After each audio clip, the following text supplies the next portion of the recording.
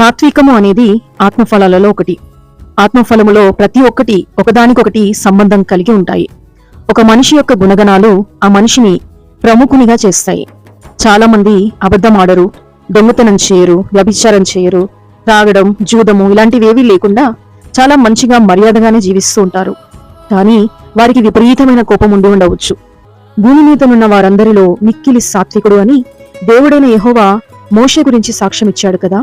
సంఖ్యాకాండం 12వ అధ్యాయం 3వ వచనంలో చూస్తాము. మోషే మొదటి నుండి సాత్వికుడు కాదు, చాలా కోపిష్టి. ఎంత కోపిష్టి అంటే ఒక్క దెబ్బతో ఐగుప్తీయుణ్ణి కొట్టి మరీ చంపేశాడు. మరి అంత కోపం కలిగిన మోషే సాత్వికుడుగా మారడానికి కారణము దేవునితో సహవాసం చేయడమే. దేవునితో ఎక్కువ సమయం గడపడం వలన సాత్వికాన్ని సంపాదించుకున్నాడు మోషే. అపోస్తలుడైన పౌలు కూడా దేవునితో సహవాసం కలిగి ఉండటానికి ముందు ఎంతో ఆవేశంగా ఉండేవాడు. ఆ ఆవేశంలో అనేక మంది క్రైస్తవులను హింసించాడు, చంపేశాడు.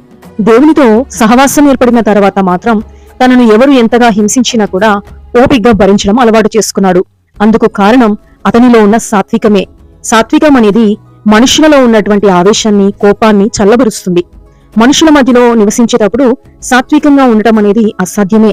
అయితే సాత్వికాన్ని మనం సంపాదించుకోవడానికి కాస్త ప్రయాసపడాల్సి ఉంటుంది. అపోస్తలుడైన పౌలు తిమోతికి రాసిన మొదటి పత్రిక 6వ అధ్యాయం 11వ వచనంలో నీతిని, భక్తిని, విశ్వాసమును, ప్రేమను, ఓర్పును, సాత్వికమును సంపాదించుకున్నటకు ప్రయాసపడుము అని ఇక్కడ వ్రాయడం చూస్తాము. మనం సాత్వికమును సంపాదించుకోవడానికి ప్రయాసపడితే అది మనకు మంచి పేరు ప్రఖ్యాతులను సంపాదించి పెడుతుంది. మదర్ తెరెసా జీవితాన్ని చూస్తే ఆమె ఎంతో సాత్వికురాలిగా జీవిస్తూ ఎంతో మంది పేదలకు చేయూత ఇచ్చింది. ఆమె తన సుఖాలను త్యాగం చేసి అనేక మంది రోగులను అక్కున చేర్చుకుంది. అందుకే ఆమె పేరు తెలియని వారు ప్రపంచంలోనే ఎవరు ఉండకపోవచ్చు.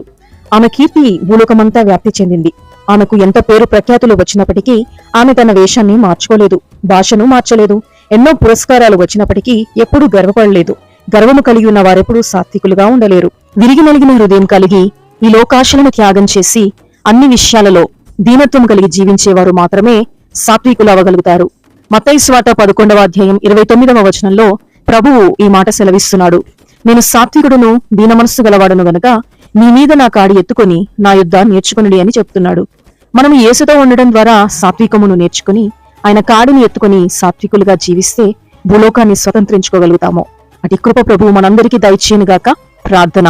ప్రియమైన పరలోక తండ్రి, ఈ లోకంలో జీవిస్తున్నంత కాలము నిన్ను వెంబడిస్తూ దీన మనస్సు కలిగి మమ్మను మేము తృణీకరించుకుని సాత్వికులుగా జీవించేలాగా నాకు, మాకు, మళ్ళీ ప్రతి ఒక్కరికి సహాయము దయచేయమని యేసుక్రీస్తు శక్తిగల నామంలో ప్రార్థిస్తున్నాము తండ్రి. ఆమేన్.